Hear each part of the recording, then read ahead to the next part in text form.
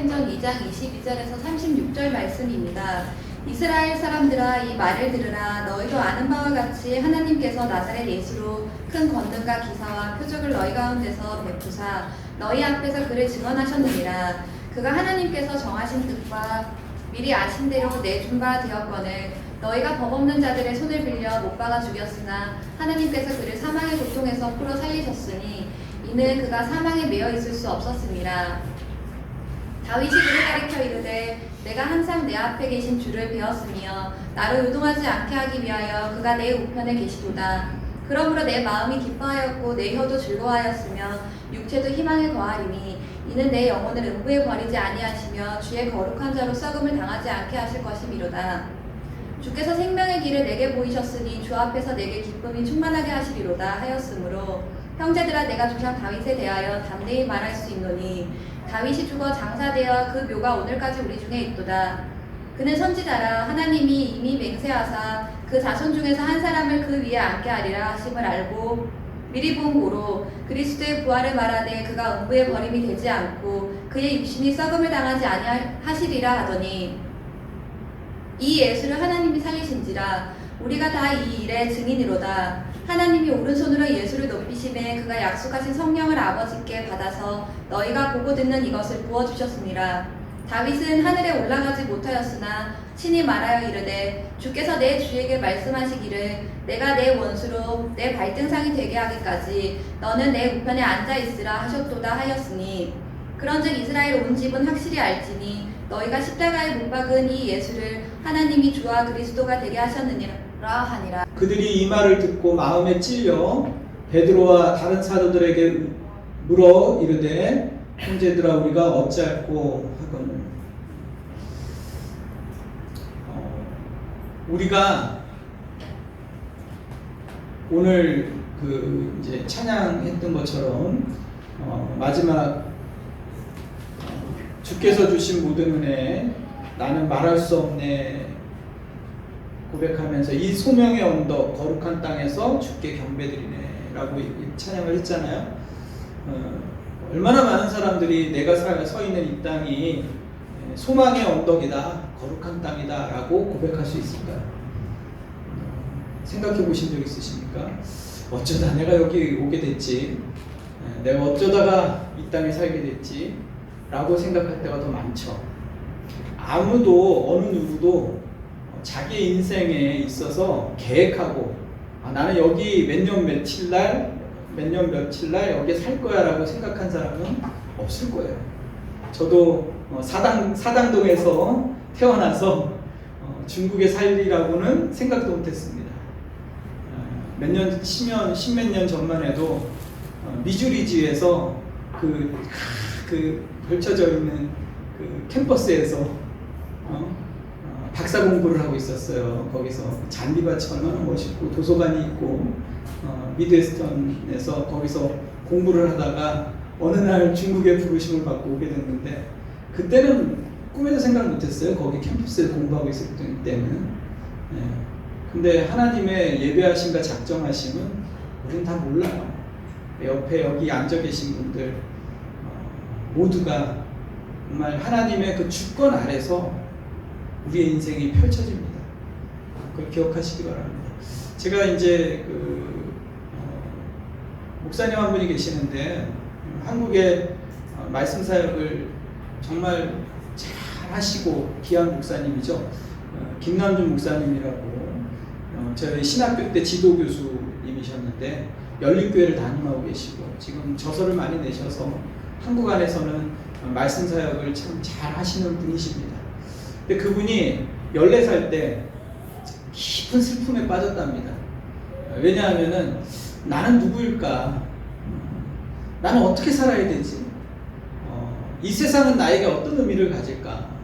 신이란 정말 존재하나? 이런 생각을 했대요. 그러다 보니까 너무 슬프더랍니다. 그래서 그거에 대한 답을 찾기 위해서 인문학에도 빠져보고 철학에서 답을 찾기 위해서 세상에서는 철학에서 답을 찾잖아요. 주로 그거를. 그랬는데 짜르투스라든지 헤르만 헤세라든지 이런 니체 이런 사람들의 책도 읽어보고 했는데 거기서 얘기하는 게 뭐예요?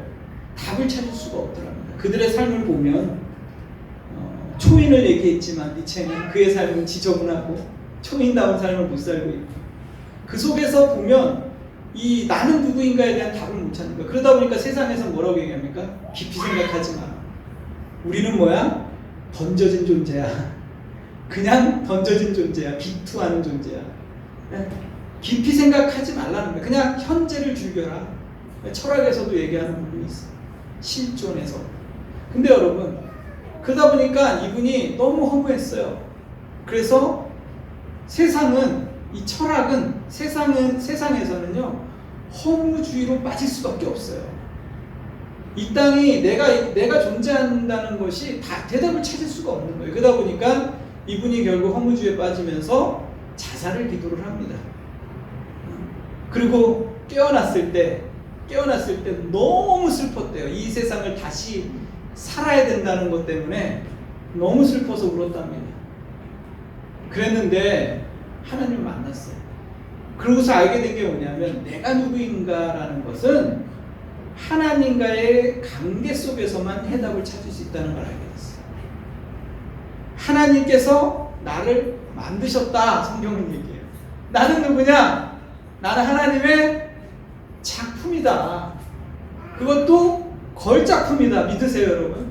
네. 세상에서 그렇게 답을 찾으려고 했는데 못 찾는 답을 여러분 가지고 있잖아요. 하나님과의 관계 속에서만 그 해답을 찾을 수 있는 거예요. 내가 누구인가? 나는 하나님이 만드신 바라. 나는 하나님의 시다, 시. 지금도 만들어져 가고 있는 시. 놀라운 거예요. 하나님이 나를 귀히 여기시니까 나는 어떤 존재예요? 귀한 존재다. 함부로 버려질 수 있는 존재가 아니고, 그냥 태어난 존재가 아니고, 세상에서 그냥 살다가 사라질 존재가 아니라고 성경은 얘기하고 있습니다. 믿습니까? 네. 이러한 놀라운 답을 성경에서 우리에게 주고 있는 거예요. 내가 이 세상을 어떻게 살아야 되는가? 하나님과의 관계성 속에 살아가야 되는 거예요.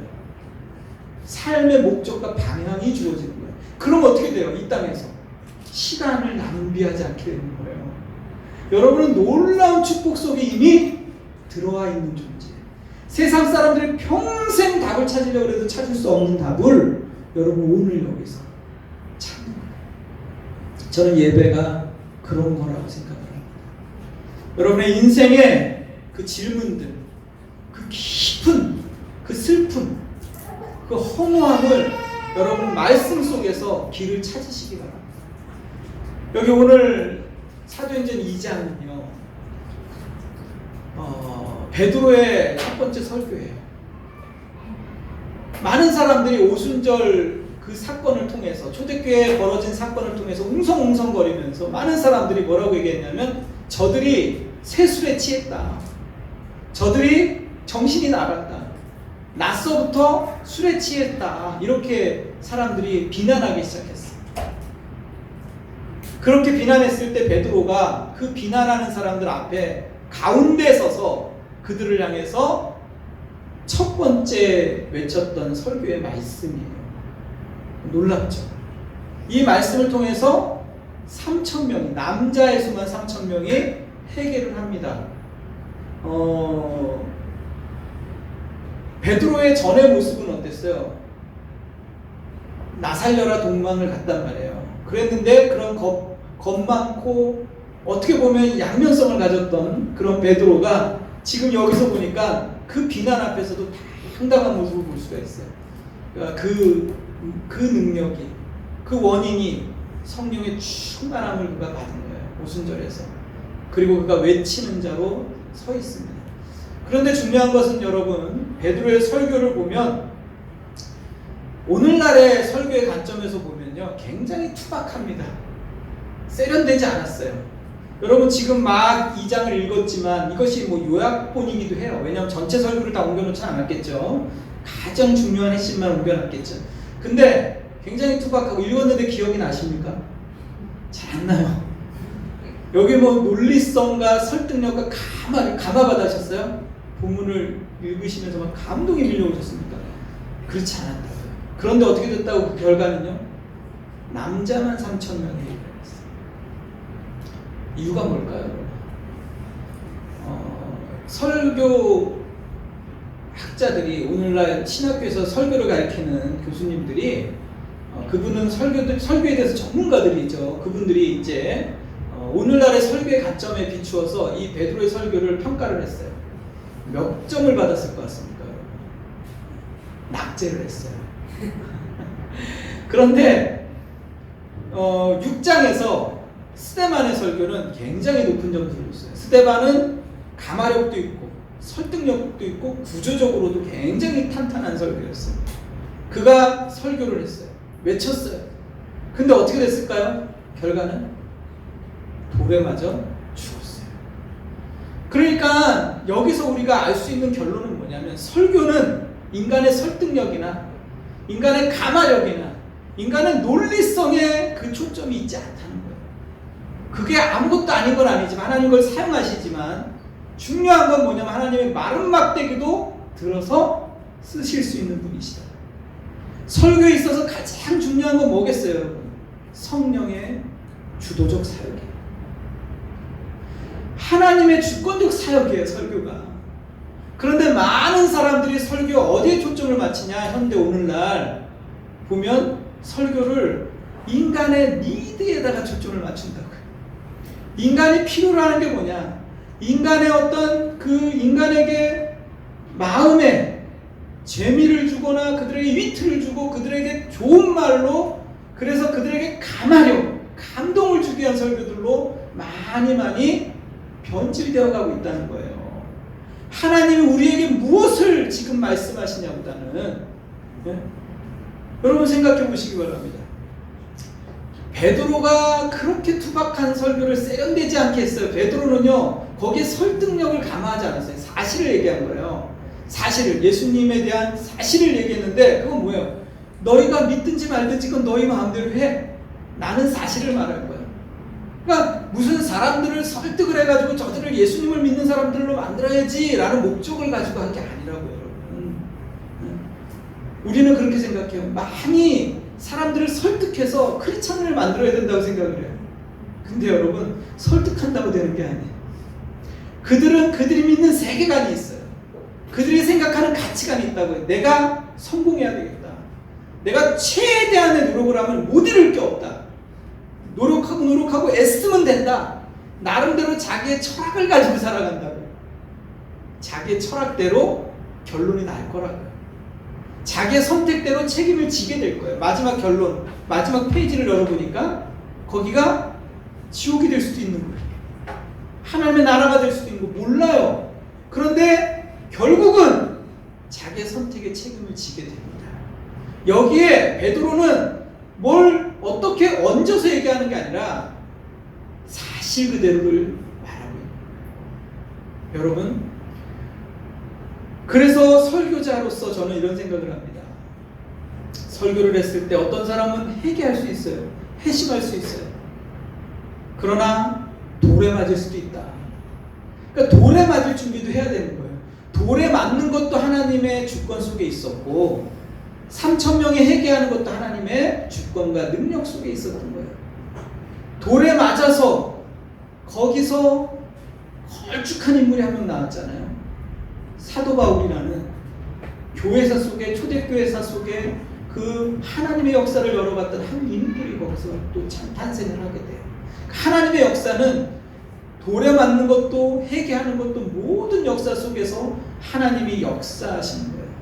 이 온 우주 만물 속에 하나님의 섭리가 들어가 있지 않은 것이 있습니까? 여러분이 흙을 퍼서 이렇게 한번 들어보세요. 그 흙 속에는 우리가 눈에 보이지 않지만 수많은 생명체가 거기에 존재를 해요. 눈에 보이지 않는다고 없는 게 아니죠. 하나님 창조하시죠. 흙 한 줌에도 하나님의 우주가 담겨 있는 거예요. 우리가 눈에 보이는 것만이 아니라 여러분 오늘 맥켄지 스콧이라는 그 여성분이 천문학적인 돈을 단 1년 짧은 기간에 기부를 했어요. 9조. 평생 우리 모아보지도 못하는, 만져보지도 못하는 많은 자선단체에다 기부를 했습니다. 놀랍죠? 자신의 전 재산을 다 털어서 기부를 할 건지 모르겠지만 엄청난 돈을 기부를 합니다. 그 선수단이 일어나서 그 기부했던 곳에 또 기부를 합니다. 그 단체에서 흘러 넘치니까 더 이상 우리는 기부 안 받아도 돼? 남는 돈을 또 기부하는 거예요. 근데 그러한 기부하려는 그런 마음, 세상의 사람들을 움직이는 것조차도 하나님의 주권 속에 있다는 걸 여러분 믿으세요? 네. 그러니까 우리가 생각해야 될 것은 뭐냐면 하나님께서 이러한 설교조차도 인간의 설득력이나 인간의 논리성이나 인간의 어떤 감화력을 초월하시는 거예요.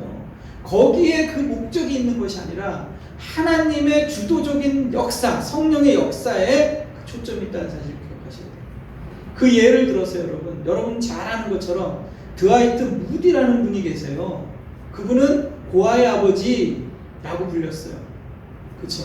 근데 이분은 정말로 놀라우신 분이에요. 수많은 고아들을 키우고 또 기도의 사람이라는 그런 이름도 가지고 있잖아요. 얼마나 기도로 살았던, 무릎으로 살았던 분이에요. 근데 이분이요, 남북전쟁 때는 그 남북전쟁 수많은 부대들을, 전쟁터를 돌아다니면서 설교를 했어요. 수많은 군인들이 회심을 하고, 이분이 300회 넘는 집회를 했는데요, 1억 명이 넘는 사람들이 이분의 설교를 듣고 회심을 합니다. 그래서 아시아의 선교의 문을 여는 분이에요. 우리나라가 복음을 듣게 된 것도 이분의 영향력이 있어요. 이분의 설교를 듣고서 회심했던, 선교로 나아갔던 거예요. 여러분, 드와이트 무디가 여러분 IMC 아세요? 거기에 태동을 열게끔도 도전을 주게 됐죠. 여러분, 그런 것처럼 이런 놀라운 설교가가 있는데, 이분의 설교가인데, 이분이 정규교육을 몇 년 받은 줄 아세요? 딱 5년 받았어요. 그러니까 하나님의 말씀 역사, 설교의 역사는 학력에 있지 않아요. 하나님이 그런 분도 사용하시고, 여러분이 잘 아는 금세기의 기독교 역사, 천년의 역사 속에서 가장 최고의 설교가 한 사람을 뽑으라면 찰스 스펄전이에요. 그분이 책에 내 믿음을 보여라, 스펄전 목회론, 목회자 후보생에게 고함, 이라든지 수많은 책들을, 저서를 남겼는데, 네? 근데 이분이 황금의 입이라는 그 별명을 가졌어요. 설교의 항태자, 놀라운 설교가였어요. 최고의 설교가였습니다. 이분의 말씀을 듣고 설교를 듣고 얼마나 많은 사람이 회심을 했는지 몰라요. 근데 이분은 할아버지의 서재에서 논 게 다예요. 거기서 뒹굴뒹굴 놀면서 청교도 서적을 봤어요. 근데 이분이 그렇게 하나님께서 그럼에도 불구하고 하나님께서 들어서 사용하시는.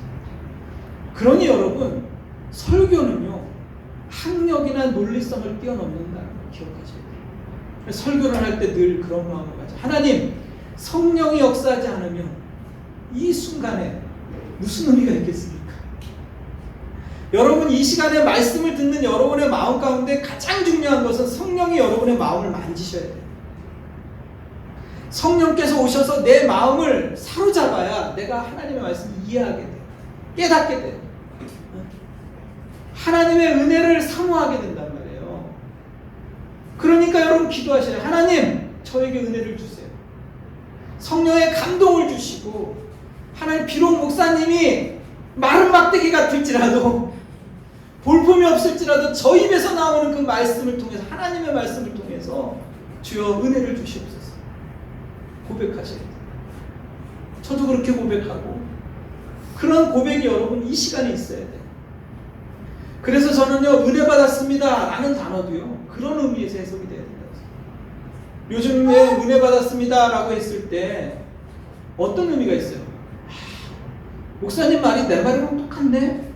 라는 것이 있을 거고, 또 하나는 뭐냐면 듣기 좋다, 그런 차원에서 은혜 받았습니다 라는 것은 별로 의미가 없어요. 은혜 받았습니다 라고 했을 때 그 말씀이 나의 마음에 찔려오는 거예요. 여기 보니까 뭐라고 얘기합니까? 37절에 그들이 이 말을 듣고 마음에 찔려 베드로와 다른 사도들에게 물어 이르되 형제들아 우리가 어찌하리까. 그들에게 하나님의 말씀이 성령 안에서 전달되자 어떻게 됐다고요? 마음에 찔림이 일어난다. 여러분의 은혜 받았다는 그 단어에 그 마음이 있었으면 좋겠어. 내 마음에는 들지 않았지만 내 귀에 쏙쏙 듣기 좋은 소리만 안 했지만 그 말씀이 나의 폐부를 찔렀다. 나의 영혼을 도려냈다. 수술의 칼이 돼가지고 내가 지금 걸어가는 길을 멈추게 만들었다. 회심하게 만들었다. 이런 마음이 오늘 말씀을 통해서 있기를 바랍니다. 이게 하나님의 말씀이에요. 그래서 여러분, 오늘날 재미와 위트를 추구하는 사람들의 니드를 채우기 위한 이런 설교가 반드시 좋은 게 아니에요. 예수님의 자신을 설명하기보다는 설교가 예수님 자신에 대해서, 그 실체에 대해서, 하나님이 누구신지를 설교하기보다는 하나님을 믿음을 얻게 될 유익, 예수님을 믿음을 얻게 될 그런 많은 보너스 같은 거에 더 관심이 많은 거예요. 마치 아파트를 분양할 때 옵션을 설명하는 거예요. 이 아파트를 얻게 되면은, 청약하게 되면 이것도 좋고 저것도 좋고 저것도 좋고 수익이 일어날 거, 이렇게 예수님을 전하는 거죠. 여러분, 복음이 확실해야 되죠. 복음은요, 순수해야 되고요. 그 자체를 전해, 하나님 자체를 전해야 되는 거예요. 하나님이 어떠한 분이신지, 하나님이 얼마나 위대하시며 그 하나님의 사랑이 얼마나 크신지를 우리가 설교를 통해서 나는 작지만 하나님의 위대하심을 보게 돼요. 성령의 역사 속에서. 그래서 여러분, 하나님의 마음에 여러분 들어가십시오. 그럼 어떻게 되는지 아세요? 여기 말씀처럼 마음에 찔림이 일어나요. 이사야는 어떻게 얘기했습니까? 이사야 선지자가 6장에서 그가 하나님을 만납니다. 그랬더니 그가 고백하는 거예요. 나는 망하게 되었습니다. 입술이 부정한 자입니다. 입술이 부정한 사람 중에 거하면서 내가 만군의 여호와 하나님을 만났습니다. 이렇게 고백을 합니다. 하나님의 실체와 하나님을 경험하자 그가 첫 번째 고백이 뭐라고요? 나는 망하게 되었다. 자기가 죽을 수밖에 없는 존재라는 걸 알게 된 거예요. 아까 뭐라고요? 세상 사람들은요, 망하게 되었다는 것을 인식을 못해요. 자신이. 세상은 내가 누구인지를 찾지를 못한다고요. 그러니까 어떻게 된다고요? 생각하지 말고 그냥 살아. 고민하지 마. 그냥 즐겨. 이렇게 되는 거예요. 사람들은요, 생각하거나 고민하는 걸 싫어요. 비트가 빨리 움직인다고요. 여러분, 그러나 하나님을 만난 사람들은요, 자기가 망하는 존재라는 걸 알게 돼요. 죽을 수밖에 없는 존재라는 걸 알게 돼요. 하나님의 존재 앞에서 신음이 터져나오는 거예요. 그래서 시편에는 뭐라고 얘기합니까? 눈물 골짜기를 다닐지라도 이렇게 얘기합니다. 인생은 한숨과 눈물뿐이다, 이렇게 얘기합니다. 야곱이 그렇게 얘기하잖아요. 내가 130년을 살았는데 자기 인생을 돌아보면서 나의 인생이 나그네 인생인데 험악한 인생을 살았습니다, 이렇게 고백합니다. 우리의 인생이 그래요. 한숨과 눈물밖에 없다. 그런 존재예요.